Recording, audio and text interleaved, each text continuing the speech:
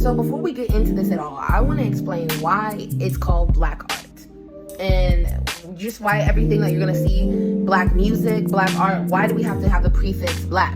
All my information is directly from the book. So you could say that Karenga and other scholars decided that the Black experience had not changed enough. Black people had not had enough liberation to separate their art from their lives. There was no way to create art without having their experiences with their day-to-day lives manifest into that, which is what makes it Black art. So a quote in the book that made this make sense for me was, "Only the liberation of Black people will make the real development of Black art possible. Therefore, it is to our advantage as artists, as well as Blacks, to lend all our strength to the struggle." She notes that art will not create authentic change, but it can provoke thought and prepare us for change, even helping in its achievement. For art can tell us what we do not see consciously, what we may not realize, and that there are other ways of seeing things. So I feel like that should make it make sense to you why we're referring everything as Black art. If it's made by a Black artist, then it has to be Black art. And that's just for these times, you know. The last piece of information in the introduction that you need to know before we go into this are the 3 rules for Black art to be, and I quote, real and relevant.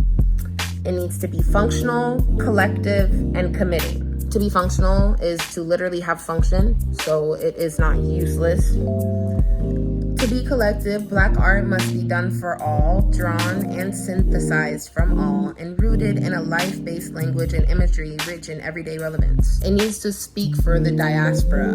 I'm actually going to talk more about this in my section. It kind of creates someone who speaks for all, the loud voice for the unspoken. Finally, Black art must be committing.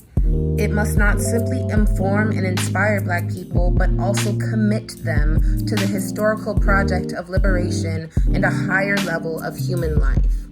To me, this means for us, by us goes deeper here, because it's for us in a way that it's for Black people as a whole to challenge the ways that we think and the ideals and social norms and even just the things we accept from the outside, from people outside of our race, and the things we don't accept and just the way things are. And it challenges us to think and change.